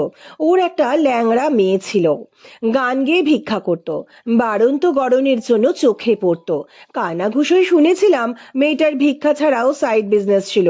ওই রেল লাইনের ধারে শালগাছের জঙ্গলের মতো নির্জন দিকটিতে ওকে ঘুরতে দেখা যেত, ওই 20-25 টাকার বিনিময়ে। বুঝতে পারছেন তো? উম, হ্যাঁ, পারছি। তো এই মেয়েটার সঙ্গে কি সম্পর্ক আমাদের? মেয়েটা তো নিখোঁজ হয়ে গেল। সে কি, পাওয়া যায়নি? সময়টা কি বললেন? ওই যে গত বছর মে মাসের শেষ সপ্তাহ নাগাদ হবে। ওর মা নাকি থানায় এসে ঘ্যান ঘ্যান করতো অনেক দিন ধরে। আমি তখনও এই থানায় আসিনি। হাবেলদার বলল ভিখারির কথা কেউ পাত্তা দিচ্ছিল না, কিন্তু বুড়িও না ছোড়। 2 সপ্তাহ পরে দেখলাম 10ই জুন কমপ্লেন লেখা হয়েছিল, কিন্তু রুটিন তদন্ত কিছুই হয়নি। আগের ওসি ভদ্রলোকের ঘুষ খাওয়ার গল্প এখনো শুনি। ওটি ছাড়া উনি নাকি এক পা নড়তেন না। মেয়েটাকে তাহলে পাওয়া যায়নি এখনো, জীবিত বা মৃত? মল্লিকা উত্তেজিত হয়। না, সেটাই তো বলছি। একটু আগে সেই বুড়ি আবার এসে হাজির। ওকে দেখেই হাবিলদারের মনে পড়ে গেল ঘটনাটা। বুড়ি চোখা চোখা গালি দিয়ে আমার 14 পুরুষের শ্রাদ্ধ করলো, পুলিশের নামে প্রধানমন্ত্রীর কাছে নালিশ করবে, এই সব বলে বেদম শাসিয়ে গেল। মাথাটা গেছে বুড়ির। আমি বুড়ির কমপ্লেনটাও খুঁজে পেলাম। মল্লিকা স্কুটিটা রাস্তায় নামিয়ে স্থির হয়। একটা আশার আলো ফুটে উঠেছে তার চোখে মুখে। এটা একটা বড় ব্রেক থ্রু। ইনফ্যাক্ট দারুণ খবর স্যার। রেবার মারা যাওয়ার ঠিক ওই সময় আর একটা ইয়ং মেয়েও নিখোঁজ এবং এখনো লাপাতা। ওই মেয়েটির সঙ্গে রেবার সাজানো মৃতদেহের যোগসাযোগ থাকতে পারে কি? Well done sir, good work. ওই জঙ্গলের দিকে যে বললেন মেয়েটা ঘুরতো, ওখানে ছানবিন করে দেখুন মেয়েটার খোঁজ মেলে কিনা। পাশেই তো রেল লাইন, নির্জন জায়গা, ভালো করে খুঁজুন। আর 2 দিন তো হলো, শওকত সুশীলের হোয়ার অ্যাবাউটস কিছু মিললো? বেচারা ঘর থেকে বেরোচ্ছে না মিস সেন, নজরদারি চালু আছে, ভাববেন না। ধন্যবাদ জানিয়ে ফোন পকেটে পুরে মল্লিকা স্কুটিতে স্টার্ট দিল। Not bad. হাজরার খবর যথেষ্ট আশাব্যঞ্জক। থানায় মাঝে মাঝে অন্যমনস্ক হয়ে পড়ছিল আজ মল্লিকা। সেটা পোদ্দার স্যারের নজর এড়ায়নি। এক ফাঁকে চা নিয়ে এসে বসলেন মল্লিকা টেবিলে।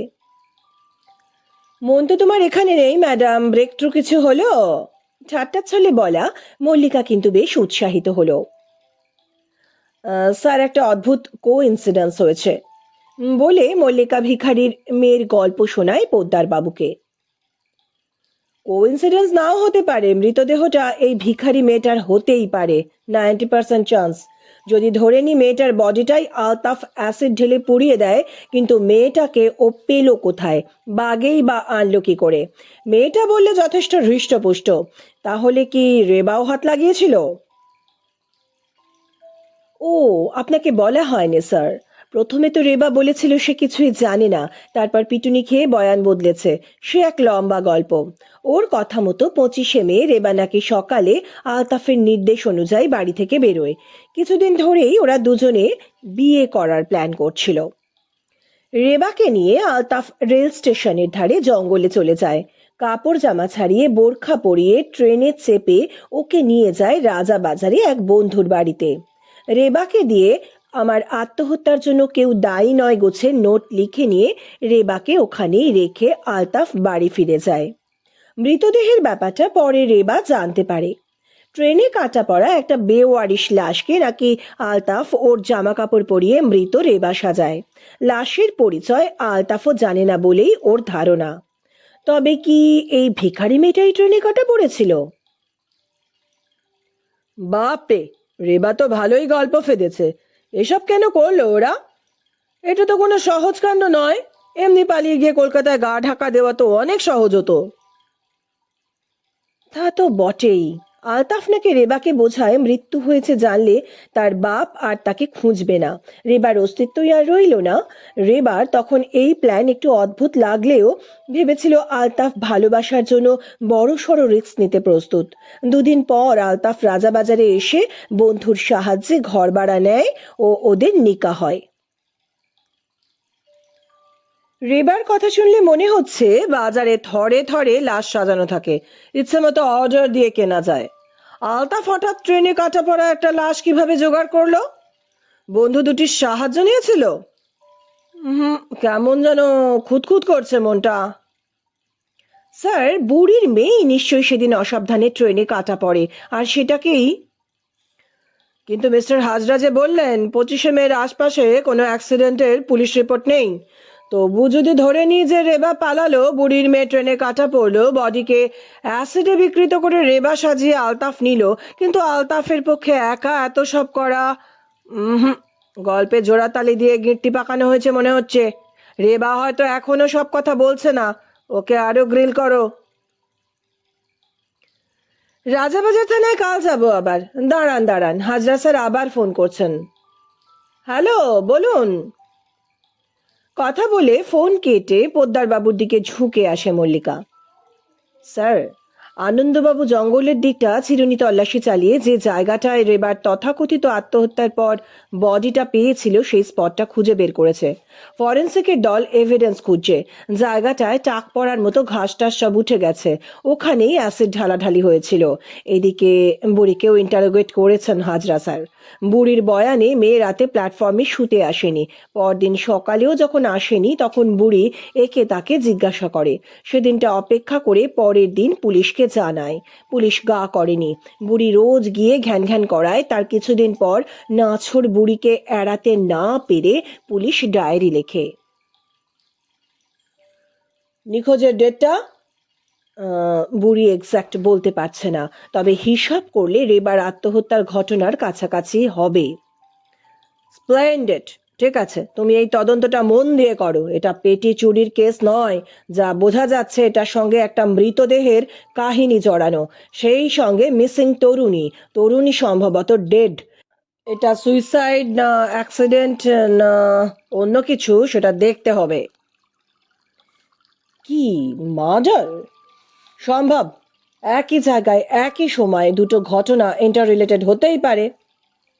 স্যার, আমার বিশ্বাস ক্রমশ দৃঢ় হচ্ছে যে ওই মেয়েটারই শরীরটা রেবার বলে চালিয়েছে আলতাফ। রেবা বলেছিল জঙ্গলে ওর জামা কাপড় ছাড়িয়ে বোরখা পরায় আলতাফ।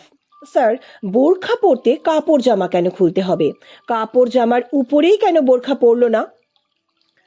রেবার ছাড়া জামা কাপড় মৃত বা জীবিত অন্য কোনো মেয়েকে পরায় আলতাফ রেবা, সেটা তো পরিষ্কার। কিন্তু একটা জীবিত মেয়ে কেন ওদের কথা মানবে? সুতরাং ড্রেস চেঞ্জ করতে গেলে আইদার মৃত শরীর অথবা অচৈতন্য বা ড্রাগড। সেটাও সম্ভব। ওদের ড্রাগের হিস্ট্রি। রিভার ব্লাড স্যাম্পল ক্লিন। আলতাফের ধরা পড়াটা খুব জরুরি। ট্রেনে কাটা পড়েনি কেউ তখন, তার মানে বুড়ির মেয়েকে কিছু করে থাকবে আলতাফ। হয়তো সেই জন্যই পালিয়ে বেড়াচ্ছে। চুরির থেকেও খারাপ ক্রাইম করেছে সে। রেবা জানতে পারে, নাও জানতে পারে। আবার আলতাফ রেবার চোরাই মাল নিজের বাড়িতে রেখে বন্ধুদের কোনো একজনের বাড়িতে রাত কাটায়। বন্ধুরাও ধোয়া তুলসী পাতা ভাবার কারণ নেই। আচ্ছা, চোরাই মালের খবর কি? ইনট্যাক্ট আছে? টাকার একটা বান্ডিল হাপিস করেছে, গয়না সবই আছে। মনে হচ্ছে সম্ভবত আলতাফ বন্ধুদের থেকে বাড়ির লোককেই বেশি বিশ্বাস করে। স্যার, হাজরা স্যার আবার ফোন করছেন। হ্যাঁ স্যার, বলুন। সুশীল বেরিয়েছিল, শওকতের বাড়ি গিয়েছিল। তারপর ঘন্টাখানেক পর উত্তেজিতভাবে বেরিয়ে বাড়ির দিকে হাঁটা মারলো। সুশীল ছেলেটাকে আমার ভালো লাগছে না স্যার, ওকে টার্গেট করুন। হ্যাঁ, দেখুন। আজকের দিনটা ক্রুশিয়াল। সময় পেয়ে আলতাফ কিন্তু আওতার বাইরে চলে যাচ্ছে। মল্লিকা চিন্তিতভাবে ফোন রাখে। সে বলে, তিন বন্ধুর হোয়াটসঅ্যাপ মেসেজেও কিছু পাওয়া গেল না। শয়তানগুলো খুব চালাক। আপনি ঠিকই বলেছেন, আলতাফের বন্ধু দুটি হয়তো আরো কিছু জানে। ভাবছি হাজরা স্যারকে বলবো তদন্তের স্বার্থে দুই বন্ধুকে লক আপে ভরতে। একদম, না হলে পাখি উড়ে যাওয়ার চান্স আছে। নাও চলো, এবি ব্লকে বাড়িওয়ালা ভাড়াটের জল বন্ধ করেছে। কোর্ট অর্ডারে একটু মিষ্টি বকুনি দিয়ে আসি।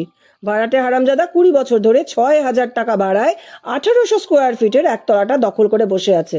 ইচ্ছে করে পেয়ে দিয়ে ফ্ল্যাট খালি করে দিই। মল্লিকা হাসে। আমি যাচ্ছি স্যার, আপনি গেলে হয়তো সত্যি ভাড়াটে ব্যাটার কপালে দুর্গতি আছে। দুজনেই হেসে ওঠে একসঙ্গে। পরদিন বেলা 12টায় মল্লিকা, রতন আর সুকুমার জরুরি তলবে পৌঁছে যায় আনন্দ হাজরার থানায়। শওকত আর সুশীলকে ইতিমধ্যে লকারে পুরেছেন হাজরা। ম্যাডাম, পেটানি খেয়ে সুশীল ভেঙেছে, রাজ সাক্ষী হতে চায়। ও কিছু জানে যা কনফেস করতে চায়। ইন্সপেক্টর হাজরা বেশ তৃপ্ত মুখে বলেন, দুটোকেই নন বেলেবল ওয়ারেন্টে লকআপে ভরেছি আজ সকালে। অলরেডি শওকতের বেলের জন্য চাপ আসছে, কাল কোর্টে প্রডিউস করব। তার আগে সুশীল কি বলতে চায় শুনে নেওয়া যাক, চটপট। সুশীলকে টেবিলের উল্টো দিকে দেখে চমকে গেল মল্লিকা। মাত্র 3 দিনের তফাতে তাজা ছেলেটা যেন নেতিয়ে পড়েছে। দুশ্চিন্তায় কটুরাগত চোখ, উস্কো খুস্কো চুল, পাগল পাগল চাউনি। ম্যাডাম, শওকতকে আপনারা ছাড়বেন না প্লিজ। ওর আব্বুর মেলা টাকা, পঞ্চায়েতের লোকজন ওদের কথায় ওঠে বসে। আগের ওসি সাহেবও তো স্যার। সত্যি কইতাছি স্যার, আমারে বাঁচান স্যার, আমি ফাঁইসা গেছি। সেটা দেখা যাবে, তুমি সব ঘটনা প্রথম থেকে বলো। একটুক্ষণ চুপ থেকে দম টেনে বলতে শুরু করলো সুশীল। আমরা ম্যাডাম 3 জন জিগরি দোস্ত আসিলাম, একদম ছোট্টবেলার বন্ধু। তবে বড় হইয়া শওকত আর আলতাফ বড় ধান্দাবাজ হইয়া গেল। স্কুল ফাইনাল পাশ দিতে পারলো না, ওয়াগন ভাইঙা কয়লা চুরিতে হাত পাকাইল। আমি স্যার গরিব স্কুল মাস্টারের ছেলে, কলেজ পাস দিয়া টিউশন কইরা খাই। প্রাইমারি স্কুলে চাকরিতেও পাশও করেছিলাম ম্যাডাম, কিন্তু শুনলাম টাকা না দিলে চাকরি হইব না। শওকতকে ধরলাম, ও বলল টাকা ধার দিব। নিশ্চিন্ত হয়েছিলাম শুই না। এমতো অবস্থায় ওই রেবারে নিয়া ঝামেলা বাঁধলো। রেবার বাড়ি থিকা আলতাফের সঙ্গে বিয়া দিব না। এদিকে রেবা পেট বান্ধাইয়া বসছে, আলতাফ পড়ছে গাড্ডায়। কমলনাথ রেবার বাপ হেব্বি ধার্মিক কড়া মানুষ। রেবা ভয়ানক কান্নাকাটি জুড়ল। শওকত আলতাফরে কলকাতায় পালানোর বুদ্ধি দিল। আলতাফ আর রেবাও তেমনটাই ভাবতেছিল। আলতাফ রাজাবাজারের বন্ধুর সঙ্গে সেটিং করতে শুরু করলো। রেবা তার কাছে প্রেগন্যান্ট হয়ে পড়ার ঘটনাটা তার মানে চেপে গেছে বুঝলো মল্লিকা। একটু জল খেয়ে আবার বলে সুশীল। শওকত কইল, আলতাফ, তুই তো শালা এবার কলকাতার বাবু হবি। চল, ফেয়ারওয়েল পার্টি হয়ে যাক একখান। জঙ্গলের মধ্যে আমাদের একটা জায়গা আছে, ওই নেশা ভাঙ করার ঠিক, সেখানে বসেই বলেছিল। নেশা ভাঙ? সব রকমই, মায়েরই কইতাছি, মা কালীর দিব্যি। শওকতটাই সাপ্লাই দিত। পয়সাওয়ালা বাপের আদরের পোলা, না চাইতে সোয়াব পায়। বালি কয়লা চুরির টাকাও পকেটে জনজন করে। ওর নজর ছিল ওই ভিকিরি বুড়ির ল্যাংড়া মাইয়াটার দিকে।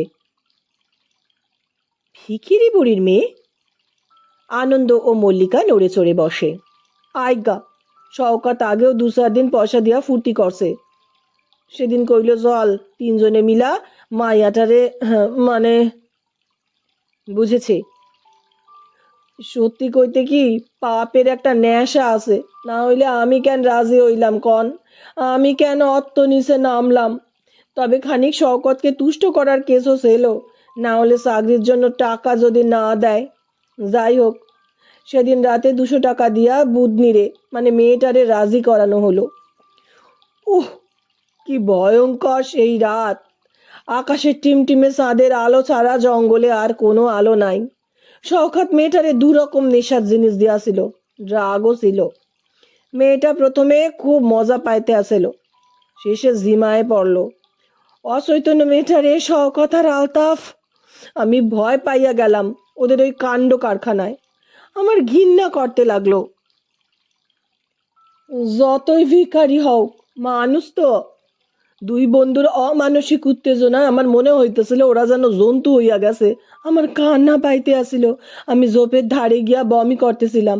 ওরা আমারে টিটকিরি মারতেছিল, আবার গিয়া মেয়েটার উপর চড়াও হচ্ছিল। আমি বাড়ি ফিরতে চাইলে সেটাও মারল না। উহ, সেই রাতটা যেন আর কাটে না। ক্লান্ত হয়েই যেন থামল সুশীল। আনন্দ আর মল্লিকা সামনের টেপ রেকর্ডারের দিকে চেয়ে বসে আছে স্থাণুবৎ। তারপর মল্লিকায় নৈশব্দ ভাঙে। মেয়েটা তো ম্যাডাম আর উঠল না, জাগলো না। শওকত কইল ড্রাগের মাত্রা খুব বেশি হইয়া যাওয়ায় নাকি শরীরটার উপর অকথ্য অত্যাচার। কি যে হইল, মইরা গেল। তার মানে বুড়ির মেয়ে মৃত, ট্রেনে কাটা পড়েনি। মল্লিকাকে থামিয়ে সুশীল বলে, না না, তখন শেষ রাত। আলতাফ ভয় পাইয়া গেল, খাইপাও গেল শওকতের উপর। তখন শওকত একটা প্ল্যান বানাইল। এমন অদ্ভুত প্ল্যান জিন্দগিতে শুনি নাই। ভোরের আলো ফোটার আগে শওকত ওর বাপের গোডাউন থিকা 1 জারিকেন সালফিউরিক অ্যাসিড নিয়ে আইলো। আলতাফ বোরখা আনলো বাসা থিকা। রেবারে ফোনে ডাকলো। জঙ্গলের অন্য দিকা লইয়া আলতাফ রেবার কাপড় সারাইয়া বোরখা পরাইলো। ওরা সইয়া গেলে গেলে রেবারে সারা কাপড় জামা আমি নিয়ে আইলাম। বুধনিরে সেই জামা পরাইলো শওকত। রেবারে আলতাফ রাজা বাজারে এক বন্ধুর বাড়ি পৌঁছাইয়া দিয়া 3টা নাগাদ ফিরা আইলো। রেবা বুধনির কথা জানতো না? না না, রেবারে আসল কথা বলা হয় নাই।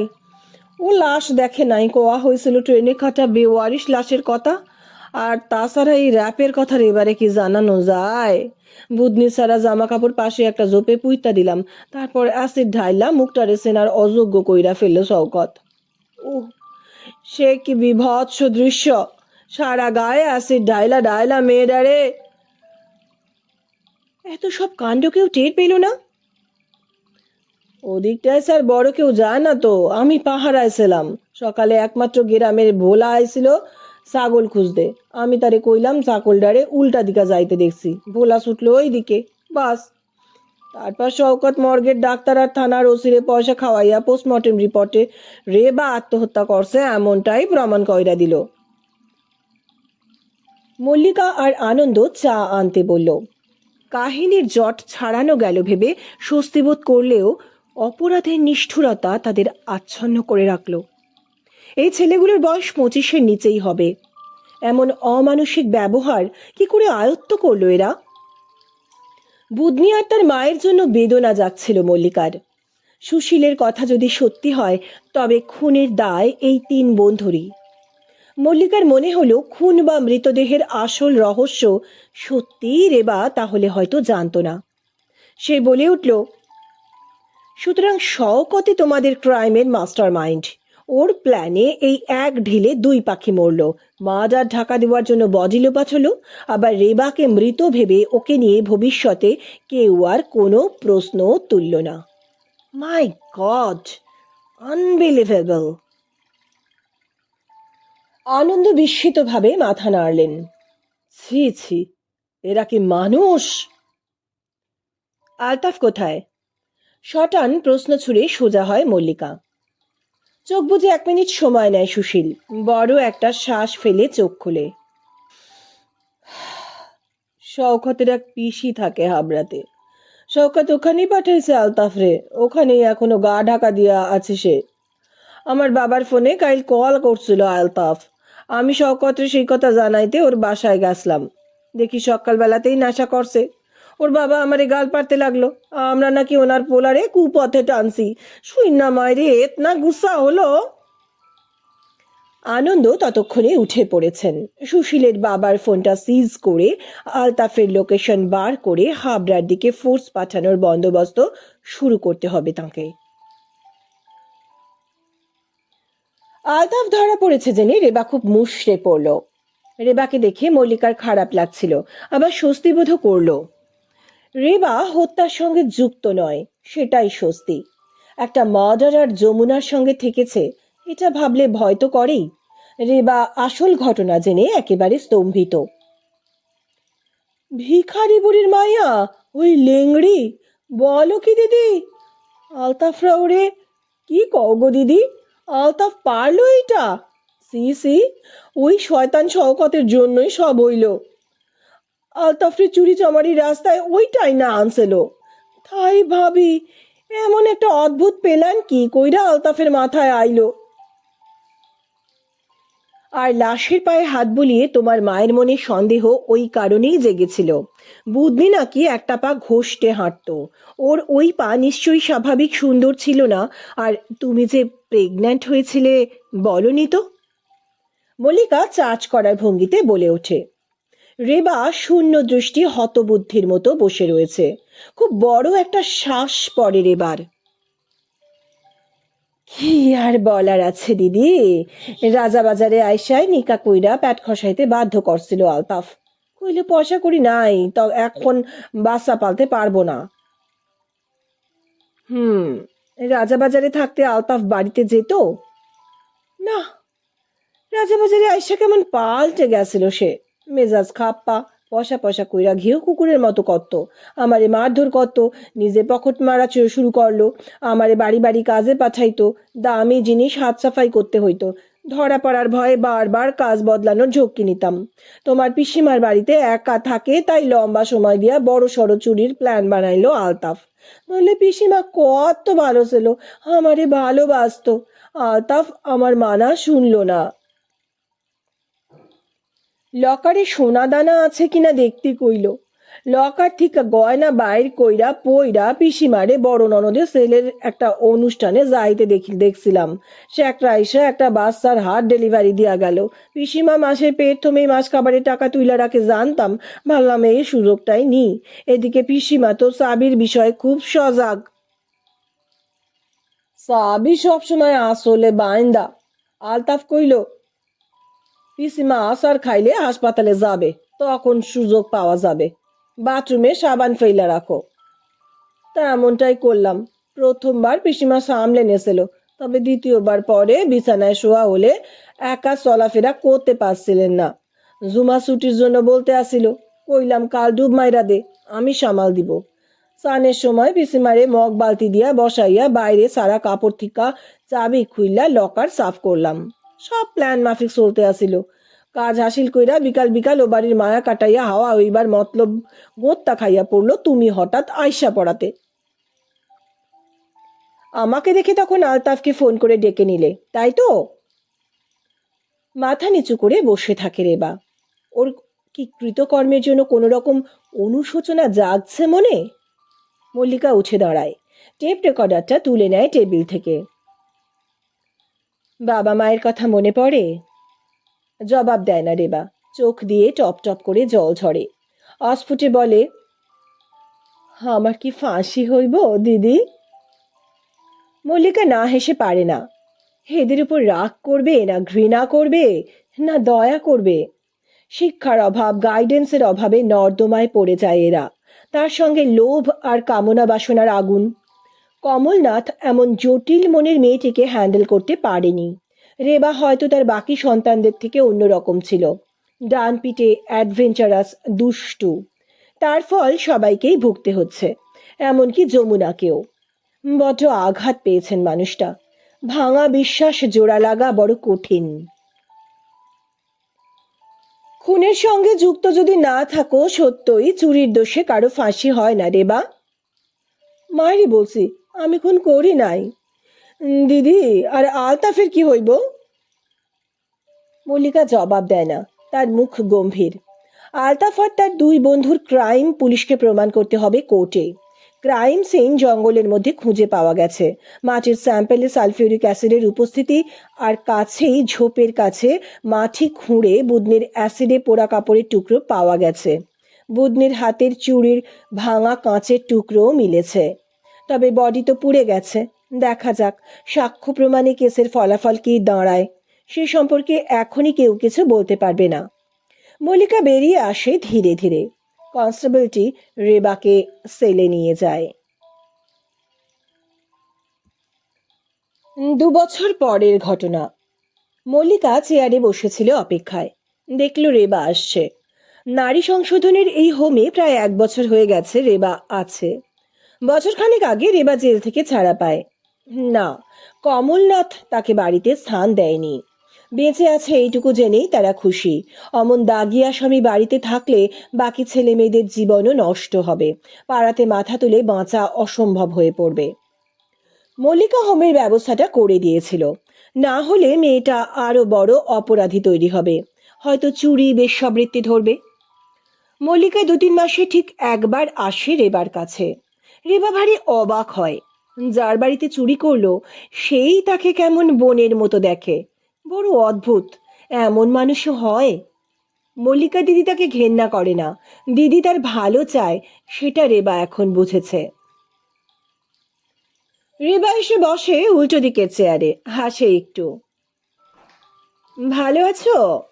মল্লিকা জিজ্ঞেস করে। হ্যাঁ দিদি, তুমি? ভালো আছি। এই নাও, তোমার জন্য একটা সালোয়ার কামিজ এনেছি। সামনেই তো তোমার জন্মদিন।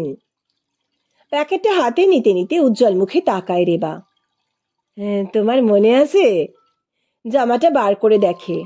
কি সুন্দর, আমার পছন্দের রং, বলে হাসে। হাসলে মেয়েটার গালে টোল পড়ে, এতদিনে খেয়াল করে মল্লিকা। এখন তো রেবাকে বেশ ভদ্রঘরের মেয়ের মতোই লাগে।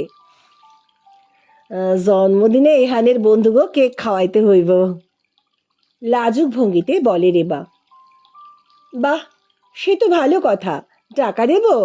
মল্লিকা বলে। হ্যাঁ, না না, আমার আছে।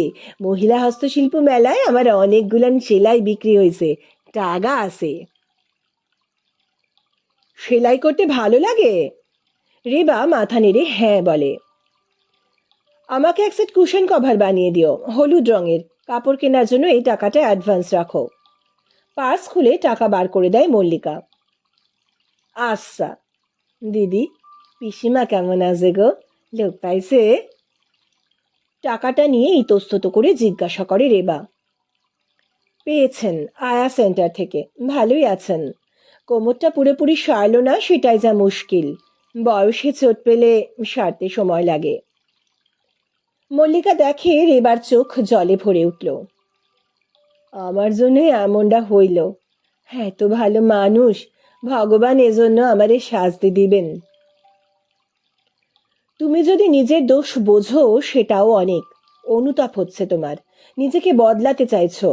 মনে হয় বড় পিসি তোমায় ক্ষমা করে দিয়েছেন।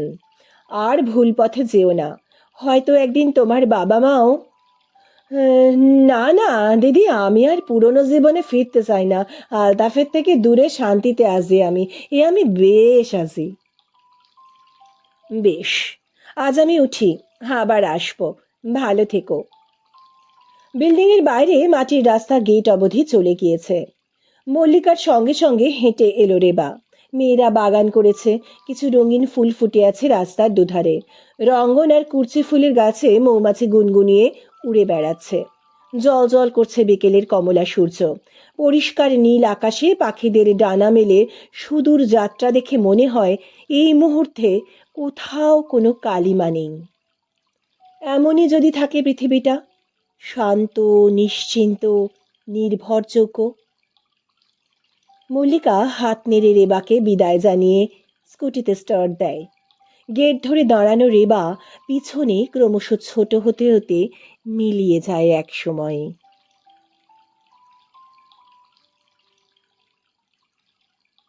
বন্ধুরা, আজকের গল্প এখানেই শেষ হলো। সুস্থ থাকবেন, ভালো থাকবেন। নমস্কার।